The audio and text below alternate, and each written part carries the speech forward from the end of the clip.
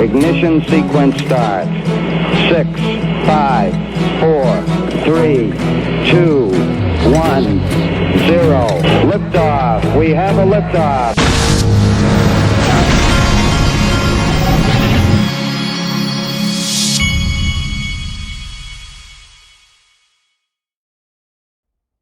Hey everybody, this is the Digital Asset Investor, and I have people asleep in my house.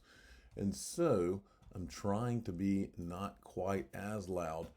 Our market's still over 2 trillion. We've had the pullback for the last few days. XRP's kind of held there in that 125 to 140 range the last 48 hours. I feel pretty good about that, just watching the way it's kind of just hung in there in a spot like that. Now, here's what this Dark Defender says. He says, I've checked the charts today. XRP can follow 2 paths, can jump towards 140s with a hard retrace back to $1 area, followed by a huge move towards all-time high. Two can accumulate in this area slowly, and again, all-time high. All roads to all-time high. We have less time. Targets are clear. I like the sound of that. And again, I'm not a chart person, but he is. So I just find it interesting listening to some of these people are watching what they say. Okay, I tweeted this out this morning because it's something I think a lot of people haven't thought about. And that is, Gary Gensler was confirmed on April 14th. He could have dropped the case on day one. He did not. This is now Gary Gensler's SEC versus Ripple case. Okay, and I'm just making a point here, is that, you know, if I was appointed to be the leader of an organization, a leader in this particular case, a leader would at least step up to the plate and tell you, here's where I stand on this. I stand by the case, or we haven't gotten anything. All we get is a bunch of the same Jay Clayton type stuff, doesn't say anything and leaves everybody wondering where he stands, but we still continue to see all of these, the things roll out from the SEC as far as the lawsuit goes. Nothing's been dropped. It's still there. And so I know all these government officials, they hide behind this, well, it wouldn't be appropriate for me to do this or that. But here in the world I live in, a leader's a leader. And a leader, if Gary Gensler thought that this was the wrong thing, he could easily step up to the plate and say this was not done right. Jay Clayton was wrong in bringing this as he walked out the door, and drop the freaking case and say we're gonna work with Ripple on this thing. But he did not, and so that's on him as far as I'm concerned. All right, so moving on. This is from XRP Crypto Wolf. SEC wants to prevent Ripple from searching its staff personal devices.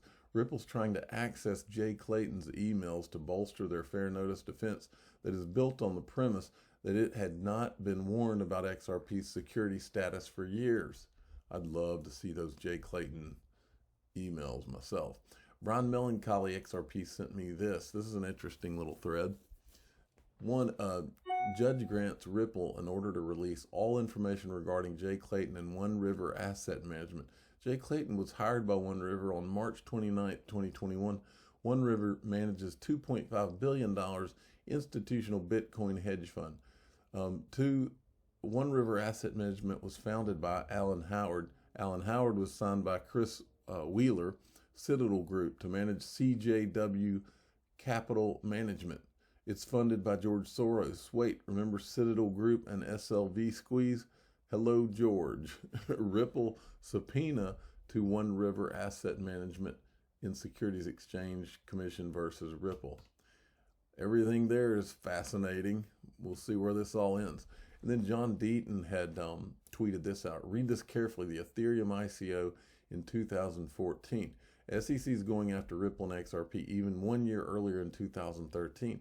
There wasn't a functioning blockchain for 1 year later. XRPL has been active for 8 years. Ethereum was the exact scenario as Telegram, which was shut down. And then this guy had tweeted out that he said, I invested in Ethereum ICO in 2014, and there was no smart contracts, DeFi, etc. either.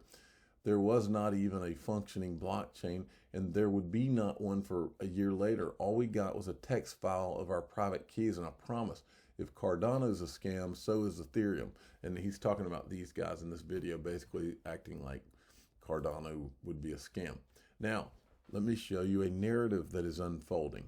I saw it from Chris Giancarlo here, and then we see it from Brian Brooks.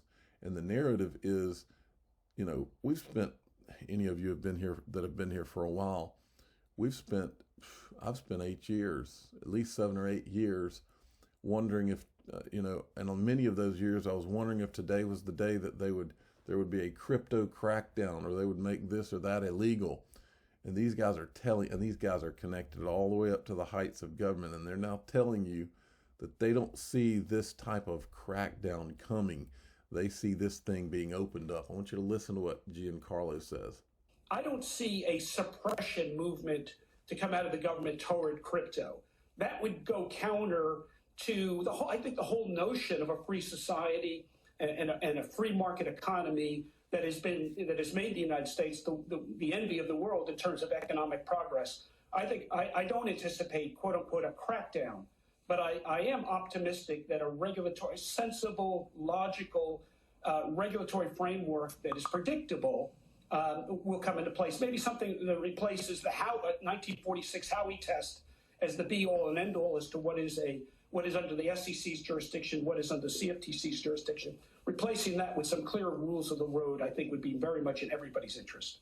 Let me tell you what, I can smell it. This all sure does seem like a plan. And when I say it all seems like a plan, earlier in this video I was talking about how Gary Gensler hasn't done anything. Let me tell you what, this all smells like a plan from the freaking get-go to me.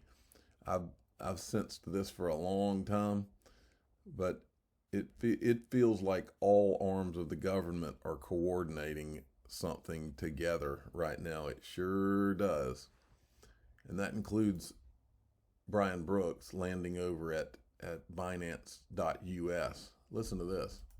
Controller into the 21st century in terms of what payments and the financial system can look like in the United States. How does that focus fit with becoming the CEO of Binance US?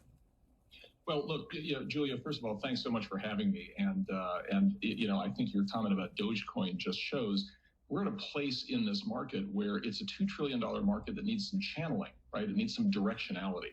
And that's what we tried to do in my last role running the Office of the Controller of the Currency, is to demonstrate to people that these are not Cabbage Patch Kids. These are not collectibles. These are tokens powering fundamental financial networks. And that's why the cryptocurrency market has gone from $0 to $2 trillion in only 11 years. What I hope to do at Binance is use that platform to bring those technologies to the market in a way that's safe, easy, inexpensive, and accessible to more Americans and ultimately more people in the world. We're going to talk more about that, but firstly, you mentioned Dogecoin again, so now I have to. Do you include Dogecoin in that? Not a Cabbage Patch Kid? Here's the funny thing when you have a market. So think about the stock market. There are all kinds of stocks out there for companies that are ultimately not going to be useful and are not going to succeed. And many of those companies go to bankruptcy. Now, I'm not saying Dogecoin will do that. Dogecoin seems to be a novelty item, kind of like Cabbage Patch Kids were in the 80s, as I say. But Dogecoin is not a token that is powering a fundamental network the way that Ethereum is, or Solana is, or Filecoin is. I mean, there are things out there that really are. Well, there's those names. Where did I hear about? In fact, I forgot to mention, yesterday, Thinking Crypto had released a video interview of Brad Garlinghouse. Brad Garlinghouse said he was invested in the company that was behind Filecoin, I believe. And then he just mentioned Filecoin, Solana. Those are both things that Greg Kidd mentioned that I told you about a few months ago, and I had bought some of them because he mentioned them, and they keep coming up. Pay attention. Changing the world. And the point about exchanges is to bring all of those before the market so that investors and customers can assess which ones are most useful. That's why stocks have value, and ultimately that's why crypto tokens have value. Diplomatic. But is it about... He just told you that Dogcoin is a pile of dog crap, by the way. He's just saying it in a nice way. All right, I'm going to move along from that. Chris Larson. Now remember, I've been catching hell for saying proof of work doesn't work for the last year. That came from Ripple, not from me. That came from Ryan Zagone, not me. But he's right. He was right. He is right. Chris Larson's right in what he's saying here. The crypto community has lots to celebrate this Earth Day. Many are working towards a clean energy future. However, transitioning to 100% renewables only solves part of the problem. My belief, the Bitcoin community should consider moving from proof of work. The world today is vastly different. Anyway, he goes on and he wrote a Medium article about this. But the bottom line is, folks, this right here should tell you everything you need to know. He's not just writing this article. This isn't some half thought out thing. When I saw this, I was like, okay, so that's what's going to happen. Proof of work is cooked, folks. It's done. It's not going to happen.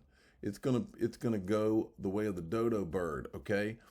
Proof of work doesn't work. It never did. They all know it. That's why they're transitioning from Ethereum to 2.0, but they've got to solve the Bitcoin problem. If they want Bitcoin to remain a thing, they got to get it off proof of work. So all of you criticizers out there, and by the way, in the last 48 hours, I've got all kinds of criticizers.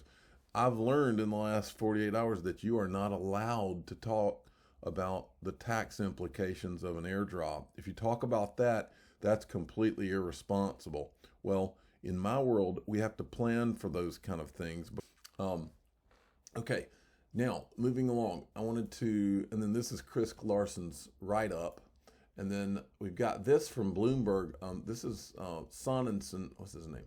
Michael Sonnensen from Grayscale. He's the CEO. He predicts that a Bitcoin ETF will come to the U.S. market. Listen to this.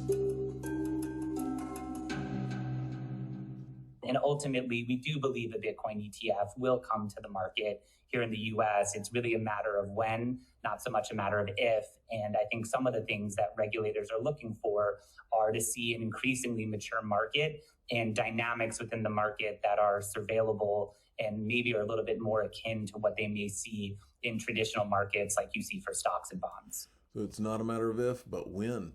Okay, now I thought this was interesting too. From Bloomberg Opinion, if the price of Bitcoin were to reach $200,000, half of the world's billionaires would be crypto billionaires.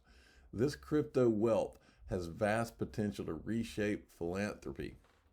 They're basically saying that you and I are going to be, I wish, but they're basically saying that all of the wealth, the people that are going to be made wealthy, this nouveau rich. You know, I've thought about getting making a shirt that says new money, because if anything's new money, it's the people that are going to get rich off of digital currencies. So, all right, I liked this right here. Jeannie Reborn 13 says XRP won't stop at 1 digit. XRP won't stop at 2 digits. XRP won't stop at 3 digits. There is no upper limit to its price. Endless potential. How big do you dream? I totally agree with this. I don't think that I mean, of course, there's always an upper level, but what he says here, is not going to stop at 1, 2, or 3.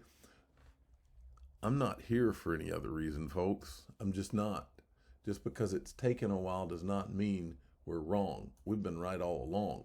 Now, speaking of someone who was right, many of you were not around when Hodor was doing the Hodor blog, but he was one of the smarter people in this whole thing, and every once in a while I revisit things that he said because I agree with a lot of them. He said this, at what price point will Ripple be worth $1 trillion? XRP price equals, he's talking about XRP. XRP price equals $17 USD.